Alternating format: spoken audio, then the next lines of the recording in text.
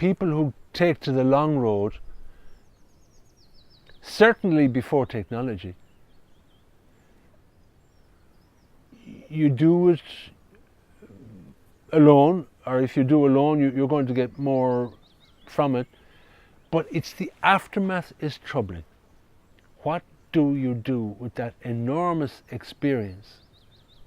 How do you find a home for it? And that's really, I think that's really what this farm is about. It's a home for the experience of that journey.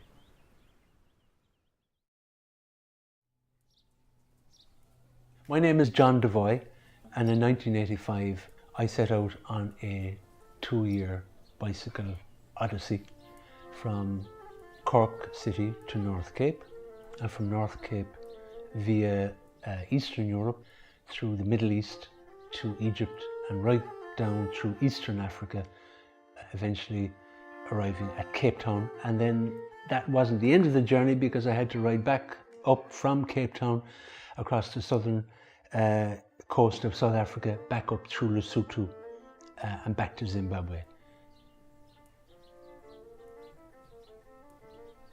The skipper was in full throttle mode, and the narrow bow rose and slapped the surface, sending spray flying. My back was stiff against the barrel, my arse cold and wet, my hands sore and raw, and never did I feel adventure more. If it's to end out here, I thought, or on that approaching shore, it would have been worth everything.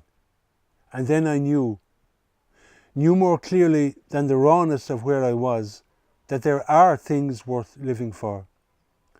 Things that can rock the life into us. And often, all too often, they are the very things we either fear or cannot ever imagine ourselves embracing. But they wait.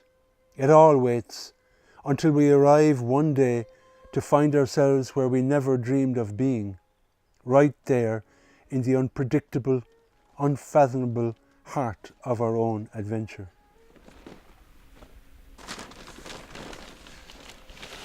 I believe then, and I still believe now, that I knew unconsciously that this was a personal journey. It was a personal odyssey.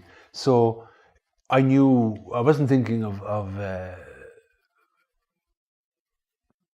down the road or what I would do with it, but I knew that writing a diary would make me reflect more on what I was doing, because I knew that making this journey was probably a once-in-a-lifetime thing. I was not going to do it again.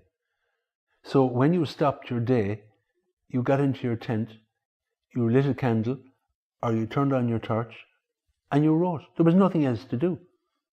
So, and there's a bit of a poet in me anyway, so I naturally, I like words, I like language. So, there was no other thing to do on a late night stuck in a tent, but write, Every kilometre from my father's house to Sudan was a beauteous warm-up. And if Egypt before it enmeshed me in humanity, Sudan followed with its very physical demands. But Zaire feels emotionally my boiling pot and is shooting so many holes in my travel dream that it's deflating thankfully into the seedy state of raw realism.